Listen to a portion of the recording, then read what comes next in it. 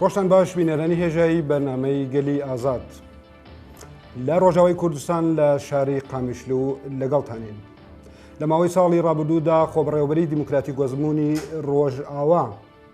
چوارچەوەی بەرنامەی گەلی ئازادی پێکدێنا. ئێستا لە ڕۆژاوای کوردستانین و دەمان هەوێ لە جەرگەی ڕۆژاوای کوردستانەوە ئەزمموی خۆبڕێوەبەری دیموکراتیک لە کردەوەدا نیشان بدەین. پارتی یەکێتی دیموکراتیک پێدا ڕۆڵێکی گرنگی هەر لە ساڵی 2011ەوە لە پێکهێنانی خۆبڕێوەبەری دیموکراتیک لە ڕۆژاوای کوردستان بینیوە. بەرنامەی ئەم جارێگەلی ئازاد بۆ ڕۆڵی پارتی یەکێتی دیموکراتیک پێدا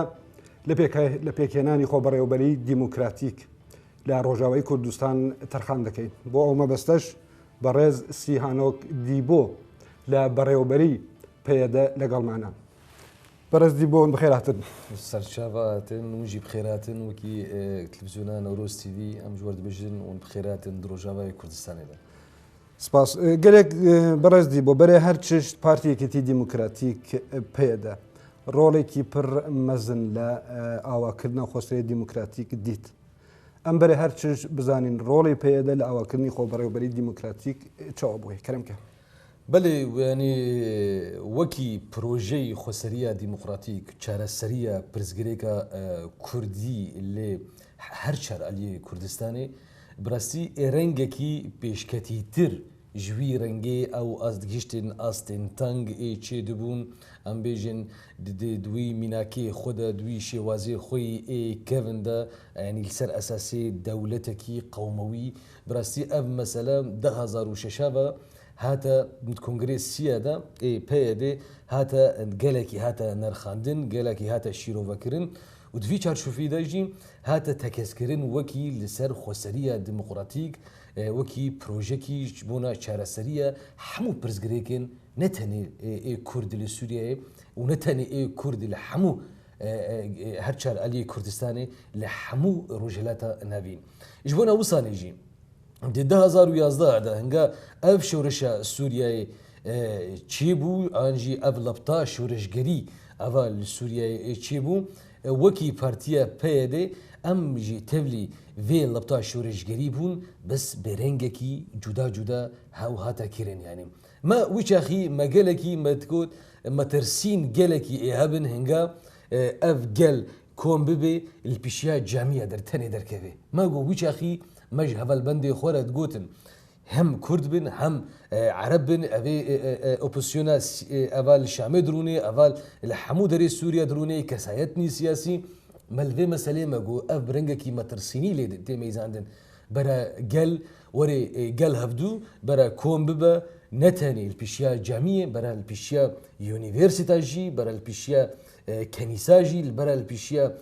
سازیین جڤاکا سیڤیل بەرە ئەv هەمووژی جیوها بەش بەرگۆ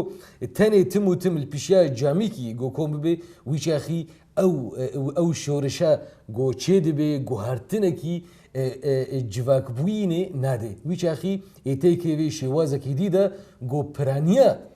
گەلێ سووریا و نەخاسم گەلێ کورد گۆ ئەv ئیرۆ ئەv چاندا یا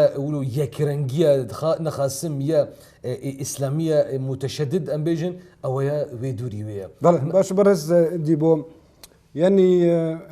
دەزانین کە سیستمی خۆبڕێوەبەری دیموکراتی بۆ خۆ پەرگالێکە یعنی سیستمێکە ئێوە چماوی سیستم هەڵبژات یعنی تباس کرد کە ئەم دەخوازن کە هەمە ڕەنگی هەبە یعنی ئەو سیستم ئێوە چاوە هەڵبژارد یعنی ژعالی فکری ئەو سیستم هەبوو بەرێ بتایبەت لە ژعالی ڕێزدار ئۆجەلانوی سیستم هاتبوو شرۆڤەکردن هاتبوو تیۆریزەکردن لێ ئەو چما ئەو ڕاست وی سیستم هەڵبژات چون گەلێک سیستمی دن هەیە لێ پێدا ئەو سیستم هەڵبژارد بوو بۆرانی دیساژی ئەم دەبێژن وەکی پارتیە پێدێ تو شەورش بێ بنگەهەکی تەوری چنابێ یعنی هەگەر ئەم ڤەگەرن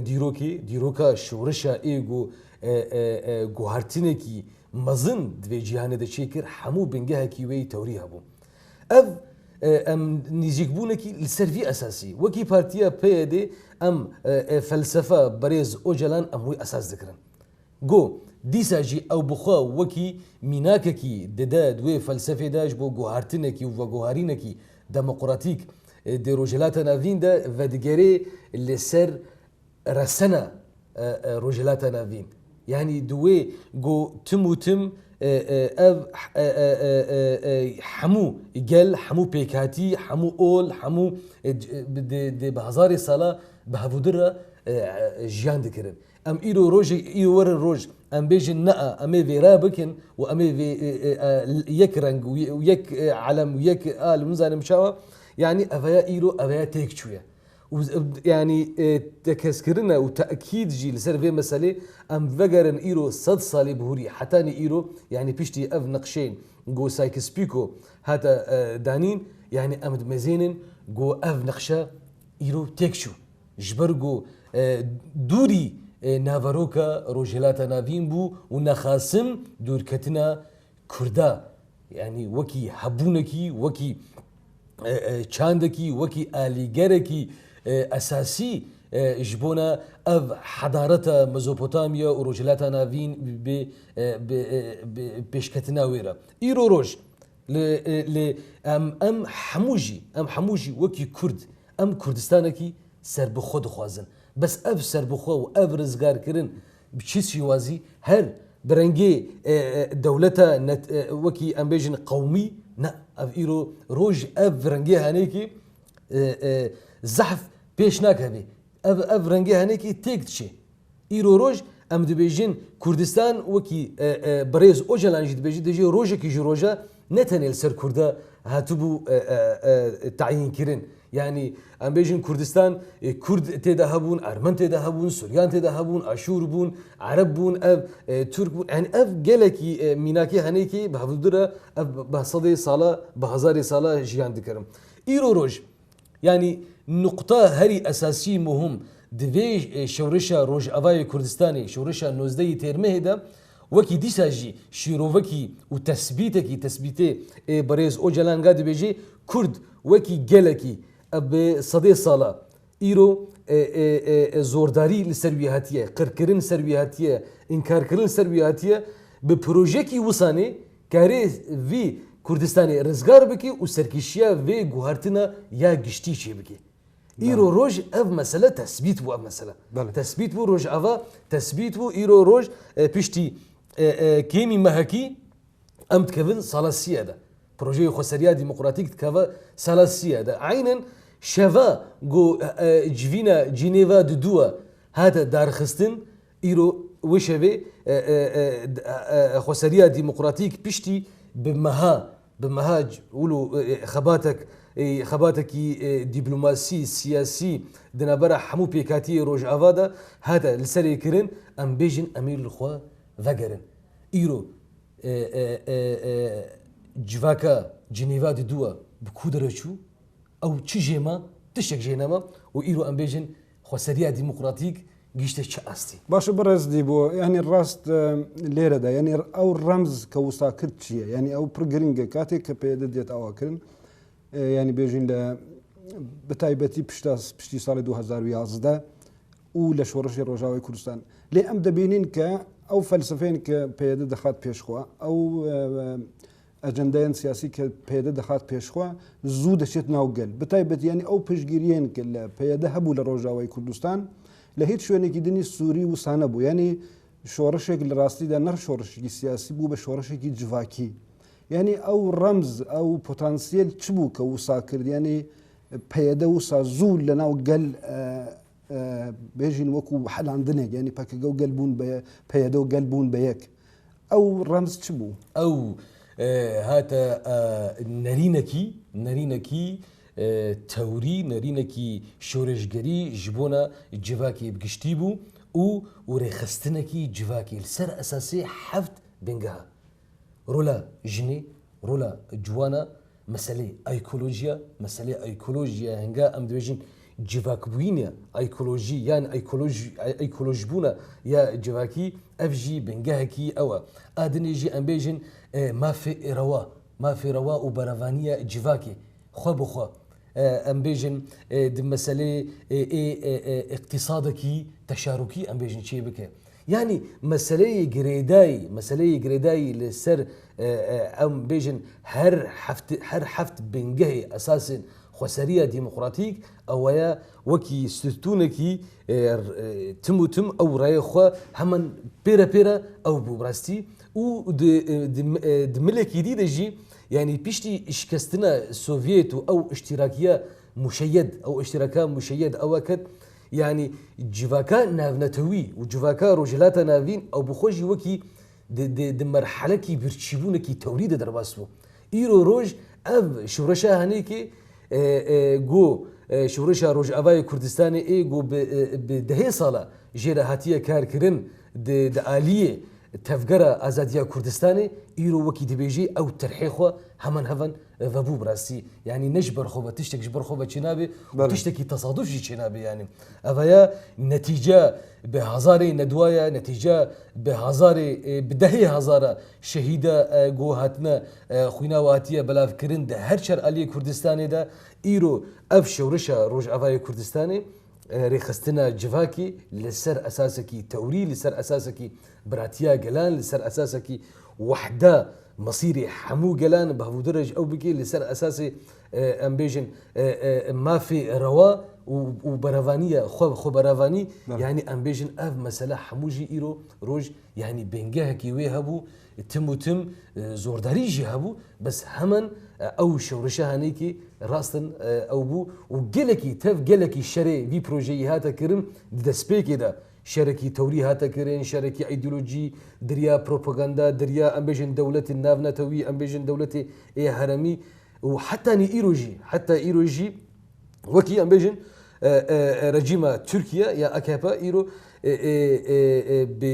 بهيزكي مزن براستي دخوازي في مشروع هنيكي تيك بشي تبي ولوجي ام ايرو دبينن بويا ميناككي وسمبولكي يجبونا اشتي يجبونا براتيا جلان يجبونا ريخستنا جواكي يجبونا ببي چارەسەریەکی يجبونا برزگريكا سوريا گشتي ميناككي بچوك بيجن بري سيروجا جواككي ما هبو جواتكا ما هبو قنصه سوريا ديمقراطيك بيكاتي درزي تينا بيدرت بيجي نفس في ميناكي عينا اف ميناك جرك ام وكي درزي ام خو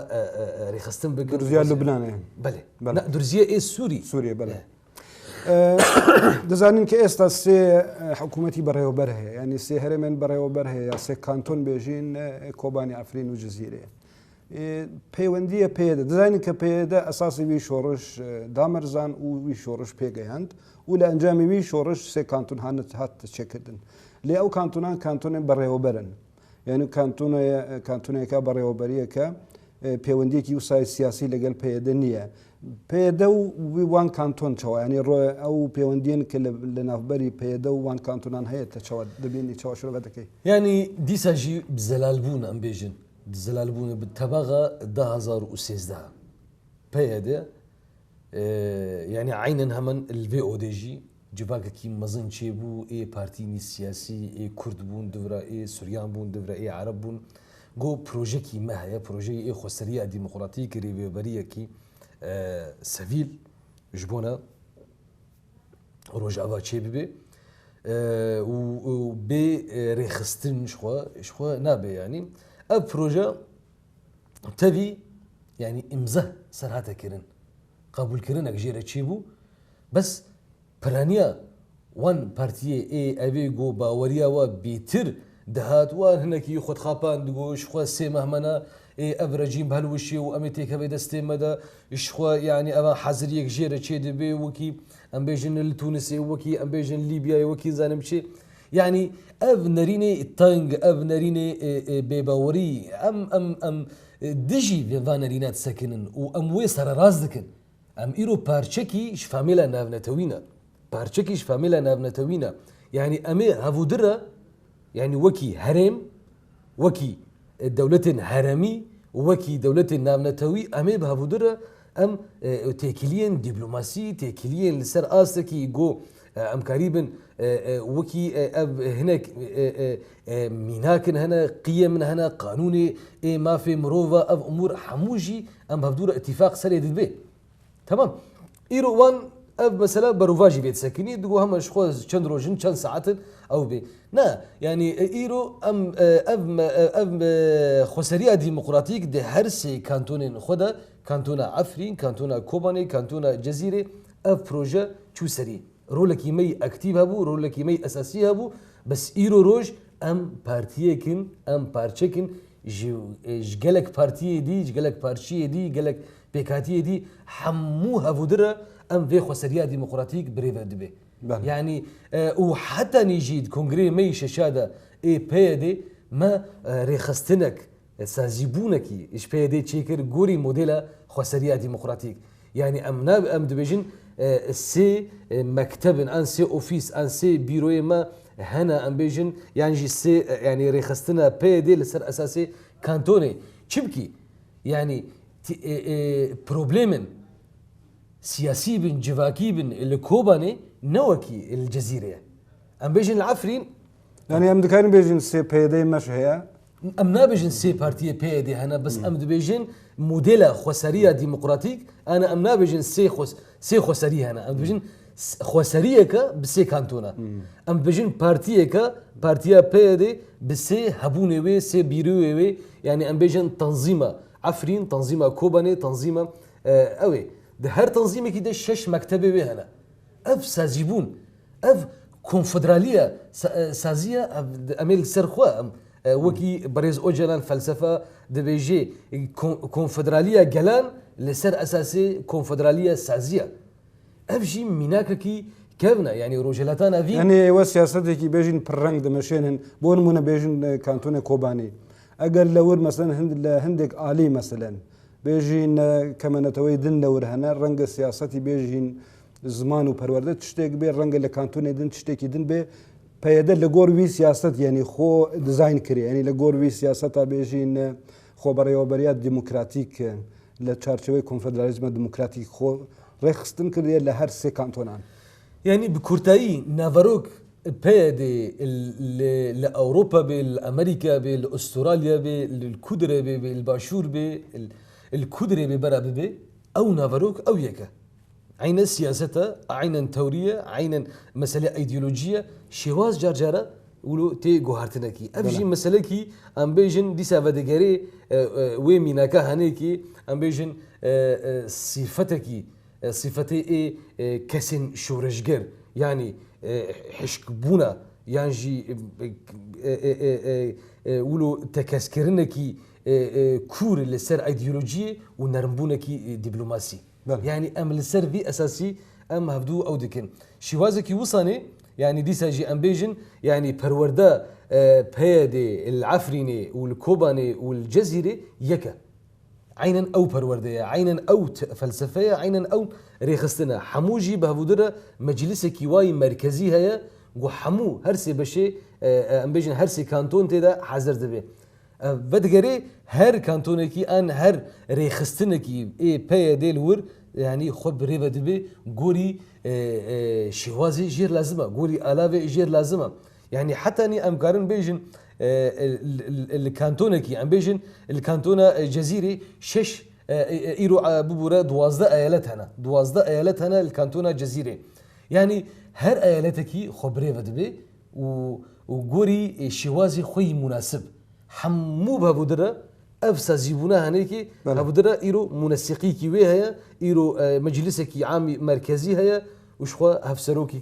هفسروكي نوي هنا افي رنجي هنيكي يعني ام دملكي ده ام خو بروجي خو ام خو بروجي خو بهبودره اوكي اكتيفونكي تشيد بلا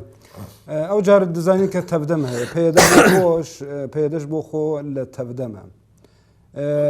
تبدم بديان صازي وريخراو لناو تبدم هنا از برسي من اوهي كا تيكاليا بيدا لناو تبدم جي بتاي بديزاين بيدا بارتي هرم مزنه او بيوندين وال لقل تبدم كبارتي وصازين دن لور هي تشوايا چون هندكس يعني بيجين كاتي كبيدا وصا مزنه وكو بيجين تبدمش غريداي بيدا دبين لي وصانيه بيدا بخو صازي كندني كهمو صازين دن لناو جيغدغرن او تيكليا ولا قلب تفدم تشوا بيناسه دكي يعني بادي بارتيك سياسيه تبدم تفكرك سياسي اکونومی جواکی دیپلوماسی د همو ملی خدا هيا تردم ایرو شش پارتی وی سیاسی سرکه او بهودر اف تردمی او دکن چه دکن تین دامازراندن و ایرو روج اف پارتی تردمی شوازکی د مسئله جواکی ده د مسئله جواکی ده يعني اولو جبونا ام بهتر راحت بكن يعني انا ام ميناك كي ام بدن يعني ده حمو سيستمين سياسي ده سيستم سياسي ده سيستمكي جواكي جو اليكار بجيره وعينا شعبدير بجيره ام بيجن ايرو خسريه ديمقراطيكيه بيستو ده هيئتي وهنا هر كانتونك بيستو ده هيئتي وهنا باشا امي انا الفر او وكي تفكركي جواكي تفكركي سياسي تفكركي ايكونومي تفكركي تم دناب جواكي ده جبونا عيش نبي عيشكي بيروقراسي تاني اف تفكر هانيكي هم سر راست كرنكي جبونا تشتكي خوار دركبي تشتكي شاش دركبي هم جي شعب دير بي يجي حمو سياسة كاري سياسي رش كاري اقتصادي رش كاري جواكي رش كاري چانديرة يعني بهفدورة تمام دبي ام باور دكن لسويسرا تشتكي وصاني پیدا دبي يعني ام او دبيجي عربي جير دبيجي ريفابرية سيه يعني حكومة الظل او حكومة الظل هي وحكومتك اساسية هي بهفدورة تفاعل دكن بهفدورة تفاعل دكن ايروبيا دي رولك دليزا دي تبدا ميدا وكي امبيجن يعني ريفابريا دملي سياسي ده يعني او دملي توريده يعني مثلا امبيجن بارتيني دي هنا بينش بارتي دي امبيجن او فلسفه جو ونرينا سياسي جو بي دي بي باورا والسربي اساسي دخبتها والسربي اساسي يجي او ديكي نه بالضروره جو اي هر بينش بارتي دي جيولنا نا اف كومكرنا كيش بونا جواكي وذاتا بروجي نتوا ديمقراطيك يعني ببورا فلسفه نتوا ديمقراطيك و بروجي خسريه ديمقراطيك هركس خوتي دا جي خوت دغري اولدار بي امبيجن د مساله ايكونومي بي امبيجن مساله سياسي بي يعني ايرو بارتيني هنا بارتيني ليبرالن ايرو بارتيني هنا بارتيني تشبن بارتيا بيدي هي بارتيا سوريان هنا بارتيني او امبيجن هيئتك عربيه هي روسبيه عربيه هنا روسبيه كردايه يعني ايرو اف جواكا نتوا سر اساسي نتوا ديمقراطيك جد بي هركس ايرو جي خواتي دغري باش هندي بارتي دني كردي هنا لروجاوي كردستان كرناو تبدم جنا غرن و تازوان هندي كيوان روجاوي كردستان بجيهشنا لباشور جيغر بونا او كيشي وان لقلوتشي يعني تشما لتبدم جيغرنا بن يا تشما او رولي كيوان روجاوي كردستانيه او برسو كيشن يعني بروبليم هن كتشنا يعني ديساجي امبيجن ما قابا ديجي قوت يعني او مذكرنا لسر بروجي خسريه ديمقراطيك سر بروجي وي بروجي ايري فيبريه 2013 هذا بارتي ايرو جو دربي خسريه ديمقراطيك انه دربي تفدمنا ايرو اوجي حاضربون وتشتكي نرينا واجي هتستاندن واجي مذكر وقف تشتكي جرنجا لازم ام قالي خبري ببن تشي دبا يعني تشتكي قالكي او يعني ايه بالكيش شي دبي تبي جو تجربكي ما هي بدستيا بلند بهودرة يعني وكي انجمني ايه نجتماني كرد وكي مجلسي روج عفاي كردستاني وايرو روج مجلسي تفدمي قالك محطة قالك خلادة نقطة درباز سبون يعني دلاشي نوكي هفدونا لا شكي قالكي اكتيفا دملي بريارة دملي خبات هذا دملي علاقات السياسية دملي يعني برهفانية دملي سازيبونا جواكي ده ولا شك هي ايرو او بارتي ايجو امجر جوار دبيجن انا كسي جريدان بونكي براستي لوازبونك الجموة هي شخوري خستن دي مسألة ده يعني الجموة جالكي كيما جو هاجر امبيجن نينا بيك جاري بس الجموة جالكي كيما تم شواز وآلافن ودوري رحي جواكينا مثلا امبيجن تمثيلات جن يعني جارجرا اف مسألة مهمة ام دبيجن شورشا روجافاي كردستاني شورشا نوزدي ترمي برحي جنيها تأذكرن او دبيجن دبر خودت كرين قاعد في مسألة ده يعني دي مسألة دبلوماسية ده إيرو أمبيجن يعني مخالفة كواليسيوني أول اسطنبول جي خود دقري إيرو أنا كسي هنا جي خود ورد دقري يعني أوجي بشوازني بإثباتاتني جو دجايتيكي ديجي روجافاي كردستاني وديجي هبونا كردا وبونا وكي كرياركي ودستك دستي تركيا ده إيرو أو بخوجي هنا جي خود ورد دقري يعني جالك شواز هنا براستي أم نكارن إيرو دم أو بس تبي ولوجي إصرار بونكي الجم تبدأ ميجشتي الجم بيادي الجم بارتيني إيه خسرية ديمقراطية جو أم هفودر كارك يبكن دستيا بلندا ما منكاريبو أو بكن واجي خو دور خص دي ساجي ده كده ركفتنا كي شيء بوش بونا ليفاجرا كي سياسي همن جافا أول هات ستاندن يعني دبيجي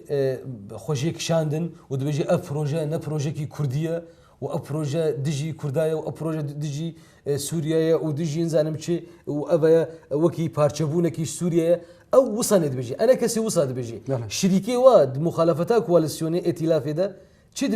دبيجي أو دبيجي أب بارشبونا كي جبونا سوريا وعين وقت جي أنا كسي شو دبيجي أفديجي كردايا يعني إيرو هولداني هنا ومخابن بارتيني كردستاني جي إيرو تدا مشاركة دكن يعني ودولة إيه هرمي جي تدا مشاركة دكن دخوازن إيرو بريا في بروباغندا هنيكي بريا فا كريارني شاش بريا فا كريارني إيه جوديجي براتيا جلان دخوازن في بروجي خسرية ديمقراطيك وري قوت عندن. أم دربازي لرجاء كردستان دربازي سوريا بين غيني داعش وجبهة النصر يعني دو رخراون كشري شقداري لقل هيزن باراستني قال كنا لغيني وان أوبوزيسيون السوري بقشتي تكليا بيدا لقل أوبوزيسيون شو آيا يعني بيدي جروجا يكنفا أو هيئة التنسيق ما بهفدرة ما هتا دام زرانزن يعني هيئة التنسيق إيرو أمبيجن بيستو شار بارتي وي سياسي سوري وجوان بيستو شار بارتيا دي رخصتني كردي هنا دي بارتي أمبيجن اللي روجافاي كردستاني هي بارتيا بيدي وبارتيا يا كردي سوري جرد بيجن وتبلي واجي بارتي كي ديجي روجافا هي بارتيا يكتيا سوريان حزب الاتحاد السورياني يعني تيكليني يعني وكي أمبيجن هيئتكي بهفودرة هيئة التنسيق جافن هاتا ستاندين ما هول دا أم بهفودرة كاربكن وبرنجكي بيكشي وازي وجبرجو أد خطي قالندا أم نيزيكي يعودون يعني نريناما اللي سر شارع سريا برزقريكا سوري يكبو أف شارع سري برنجكي سياسي حل دبي نبرنجكي لشكري حل دبي أم وكي بارتيا بيدي وهيئة التنسيق ما دسبي كده ما بهفدورة جيد قوتو حتى ني إيروجي أم ديجي أم كتنافا ناف نتوينا أفتدخلا يا ناف نتوي جبرجو إنجا مسألكي وكي مسألكي سوري ببا تيكي بدستي دولة الناف نتوي ده وشاخي هريكي يقولي برجوندي خو إني زيك وشاخي أم دبيجين أف شارع سري يعني الزحمة يتشي ببي نيزيكبون كي وصاني وعين وقت جي نيزيكبون يعني جالك بارتيني ده هيئة التنسيق ده هبون جالك جي أمكارن بيجن بويرنجي نتو برست ده أو ذكر نيزيك دبون يعني تم هالوستا وده آلية خسرية ديمقراطيك ده نازح في دوربو هالوستا يا مخالفة كواليسيوني يعني بيرنجي قوموي نتو برستي الفي مسألة ساكنين وأبجي وكي أمبيجن سايكولوجيا جلين بندستا تم يعني ثقتها وبهفدونا تم بتشعفكي مترسيني لهبدود مزيني رجيمة دا سلادار يا بعض أف إيروبين جي صالي أف يك جوان أنجامي بي أفا يعني أم بهفدورة براستي ودرفي واجي درفي هيئة التنسيق جي أمبيجن كواليسيون هنا و کنگره يعني ام بيجن دي بري بينجم هاد دي حزيرانا 2015 هذا ايروبيه دي وكي نونرين خسريه ديمقراطيك مشاركه كر دي كونغري قاهره دا وسركيشيا اوبوزيوني يعني جيك بشي اي اكتيف سركيشيا اوبوزيوني واف كونغري اي القاهره تشيبو زيدي نيفي ام كارن بيجي نيزيكي شيست حتاني حفتي صدي شيست حتى حفتي اوبوزيون حاضر بو يك جوا بيدي بو يعني تيكليني متوازن هنا براسي تيكلي لقال تيكلي بيجين بيوندي لقال حكومة سوري حكومة بشار أسد شوية بتاعتي هندق آلي بيد تاون باردكن ك بيوندي وان برنزيك اللي قال حكومة يعني هاجر طبعا تيكلي نابرا ما وحكومة السوري دتنا و عين وقت جي ام ماغافادي جي جود بيدي ايرو مؤسس بو جبونا هيئه التنسيق وهيئه التنسيق حمونا زكن دي بيجين اب اوبوزيسيونا هندروا و بيدي جي سركيشيا كونغري قاهره تشيبو يعني او جي اي صدي شيس حتاني حفتي اوبوزيسيونا سوري لي حاضر بو يعني هناك وصاني نيزيك دبن دبيجي بيدي تكليني وانزانم شيء برجيمي رهايا بتشتكي وصاني التنيا بس ام دبيجين قالكي اسباب ان صدمي في مساله هنا وصاني دبيجين او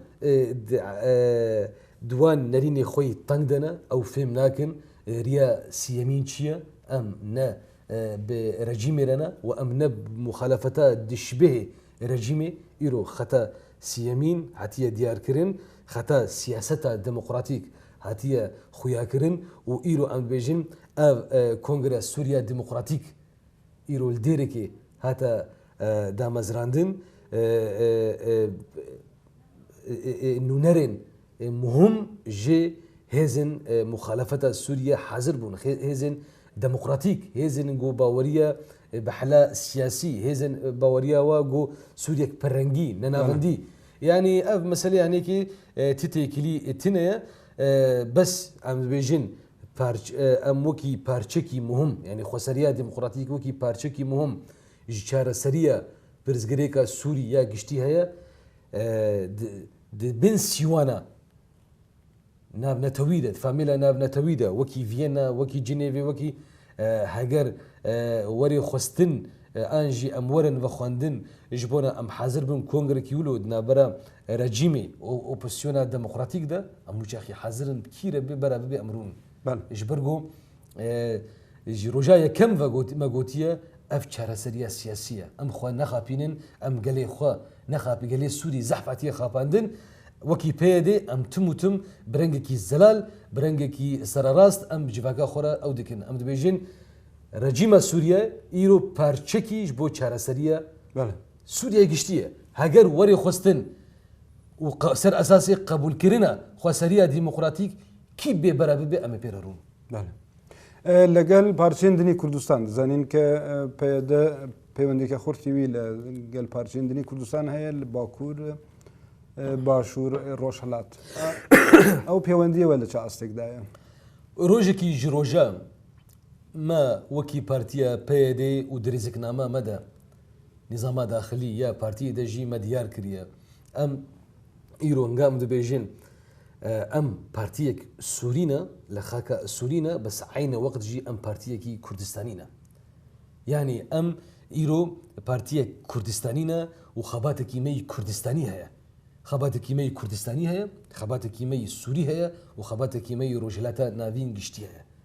وعين وقت جي اف هرسي خباتها هنيكي ديليغو ام خباتكي نافنا تويج برغو ام ايرو بارچكن جي فاميلا نافنا توي اف خطاس دبلوماسي يا بيدي لسرفي اساسي ديارة لسرفي اساسي جي ام بري دصالة الباشوري كردستاني يكي وكي بارتيكي سياسي ام حمو بشي جو حاضر كرنا في كونغرا نتوي كردستاني تشيببا ام حاضر بون لجبرغو ايرو تيكيلي ما بفان بارتي كردستاني را هنا براسي ام بيجن الملي باكوري كردستاني چه کجده به چه هدف به چه بدف به چه یعنی همو بشوی و تکلیه ما و بهودره هنه براستی تکلیه ما به کجکی رجی گلکی هنه براستی و نه خصم جی دمل ایدئولوژیک ده دمل سیاسی ده ام ایرو ام عین سیاسته برز اوجلان ام و تکزدکن و ام ویجدکن وکی بنجهكي انجي توريه فلسفه قول سروي اساسي جو بريبه دبي بيدي ام سروي اساسي جي نزيك دبن تكليه مجي ببارتي باشوري كردستاني رهنا نخاسم بشتي جو ام بيجن اوفيس كيما بيرو كيما هيا السليمانيه وعين وقت جي بيروكي خسريه ديمقراطيك جي هاي السليمانيه تكليه ما نابرا ما وهوالبند ما وبرادر ما يانا كده جي قالكي بيشكتينا يعني وإيرو مهول دينغو تكليني متوازن تكليني نابرا ما وبرادر ما فدكي ده جي هبن يعني ام بيجن بارتيا ديمقراطي كردستاني العراق يعني ام هول ددن جو ايرو اب مثلا يعني سر راس نخاسم يعني جو ايرو ام بيجن هناك شوازي وبنقهني وراستقين جهابون مثلا ام بيجن دمها جوت مهدا 2014 دا برلماني كردستان يا برلماني كردستان يا عراقي ام بيجن ايرو برياركي براستي جلكي ايجابي بو جلكي اكتيف بو هذا ستاندنغا اعترافك بخسريه ديمقراطيك هذا كرين يعني بملكي بملكي ديفا افتي كليمي متوازن وخرت والجوري رحي كردستاني بو ميناككي وسمبولكي دي كونغريش الشائي بي دي دا جوكي جلك شافديران جلك اي دمليش خباتن راغاندني دا كاردكن بيجي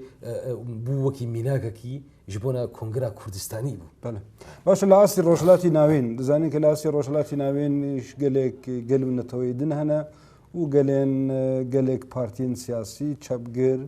جنگا باريز هنا بقشتي لولاتن هرمي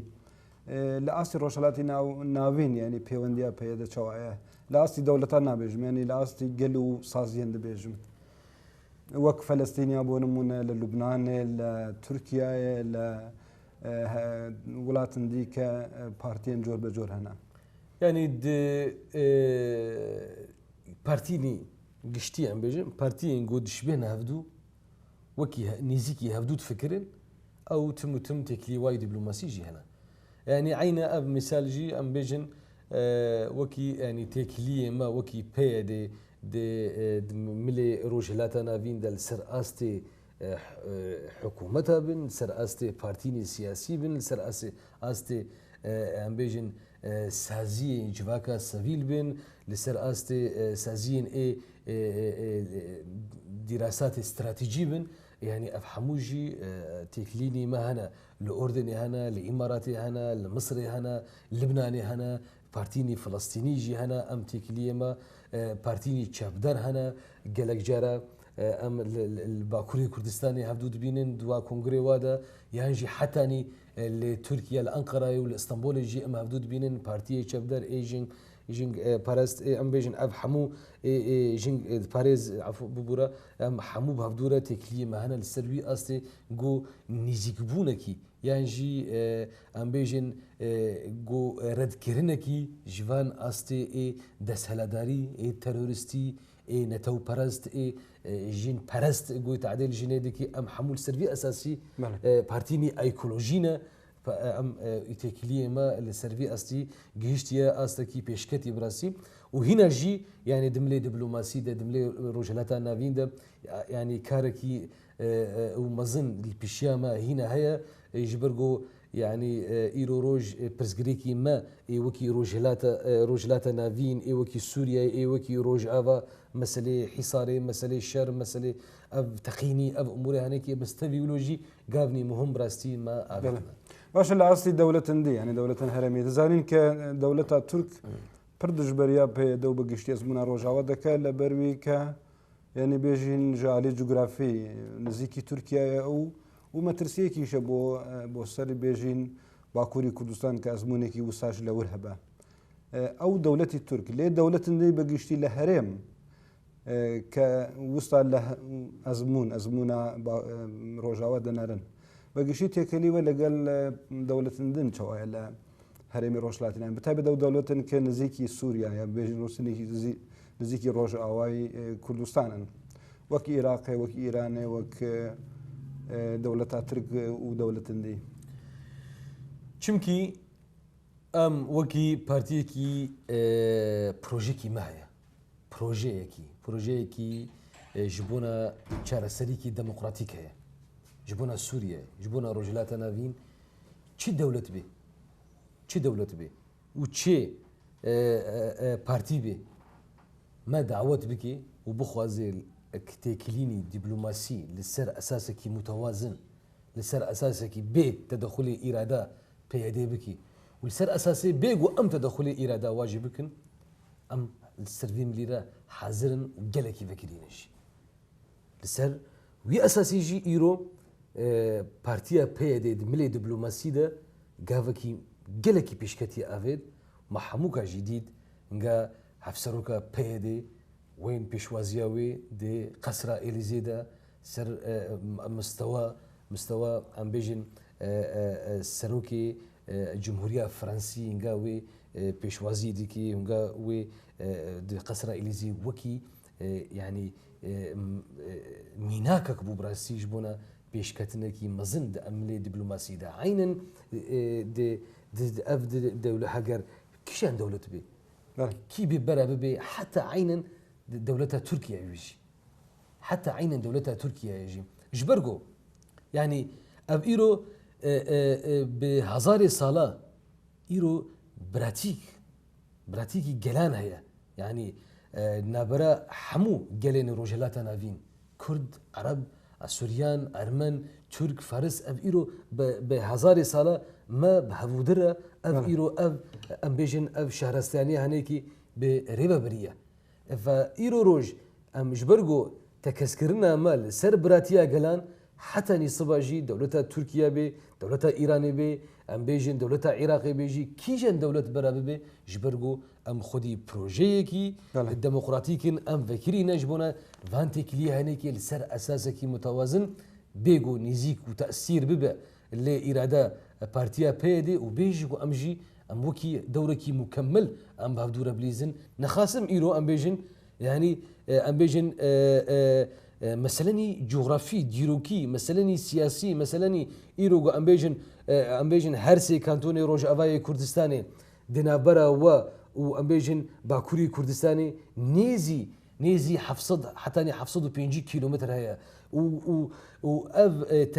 إصرار كرنا بيجن رجيمة أكبا للسيرفي مسألة جو نيزيك بونكي خوا دي داعش وتكلية دي دا ودعمة دي دا وبروردة دي دا لسر أساسي يعني خواستكاوي ديجي خسارية ديمقراطيك براسي أبا مسألة كيشاشة وسر راس كرنا كجيرة دبي وجبونا ويجي باندوركر لسر بروسيسا أشتيانا لتركيا بخوجي يعني علاقات الدبلوماسي وفكرناكي لسر هفدو لسر أساسكي متوازن أويات بيوستية هجر أم بخوازن أم بيجن أم باوريتين بأشتيانا هذا مسألة حموجي بي معنينا بله وكو برسا داوي ديار أجر برسي بركورت بيت أم باسي روشلاتي ناوين كرد ليه ديزاين لأستي نيونتوي يعني لأستي جيهانة بتايبتي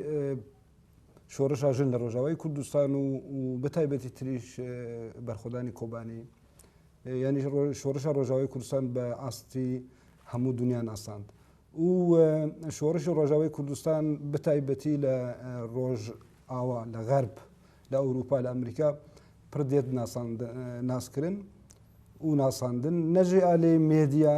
بەگشتیژە ئالی سیاسیش یعنی ئەو پەیوەندیان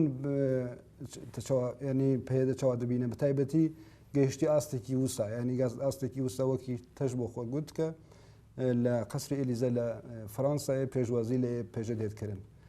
ئەو پەیوەندی ئێوە چاوا دەبینن ڕازین لەو پەیوەندی یا دەخوازن شۆڕشی ڕۆژاوای کوردستان ئەو پەیوەندی پڕ زیاتر بە يعني وەکی دەستپێکی دەژیمە گوت یەک ژوان سەدەمێک و ئەv شەورش پێشکەت بڕاستی و بوو وەکی میناکەکی و سمبۆلێکی ji بۆنە هەموو پرزگرێکە لە سووریای نەخاسم ئەv ji ber got birengekî qiyemê jin bû birastî jin serkêşiya vê şewreşa henekî dikir serarastkirinekî ne tenê rojhilata navîn û li Sûriyeyê û li dewletê heremî ne tenê li vir serrastkirinekî ji bona ew nerîna şaş ji bona jinê hetanî li Ewropa hetanî em bêjin hemû diaspora yani îro roj em di vî xalê henekê de îro bû wekî balkêşbûnekî yani têkbûna berxwedaniya gel û berxwedaniya yepeja û yepege em bêjin li Kobanê yanî têkbûna hemû qiyemê şoreşgerê lê hemû derê dinyayê de birastî ji bona wilo jî serkeftina wê piştgirîkî mezin jê re çêbû û cara yekima di dîrokê de hinga ev pêşgirî dide dibêjê rojekî ev roja em bêjin hinga roja Novemberê roja ya ew ê bû pêşgirî ji bona Kobanê yanî yekê heyva yazdeha dibe rojekî cîhanî ji bona pêşgiriya Kobanê ew ya tê mînakê got ev milê tewrî de di milê îdeolojî de ev şewreş daha gavnî bîtir avêtin û ev jî vedigerê hetanî îro roj belkî em nerazîne li ser vê meselê ser van pêwendiyê henekê bes em dibêjin gavnî muhim derbas bûne û xebatnî giring dibe birastî çi milê me bibe çi ji milê warê xistinê dî dibe çi hemû jî bavdûra em karin vê meselê daha serarast bikin. Gelek spas bo tevlîbûna te birez Sîhan Oktî bo li rêweberiya pêd gelek spas. Spas ji we re jî û hemû xebatkarê Newroz TV re jî. بەڵێ بینەرانی هێژە لە بەرنمەیەکی گەلی ئازاد لە ڕۆژەوەی کوردستان لە شارەی قامیشلو لەگەڵتان بووین کە تەرخان کرابوو بە پارتی یەکێتی دیموکراتیک پەیەدە و پەیوەندیەکانی لە ئاستی ڕۆژەوەی کوردستان ڕۆژهەڵاتی ناوەڕاست و دەرەوەدا لە ئازادی و بۆ ئازادی بژین ماڵتان.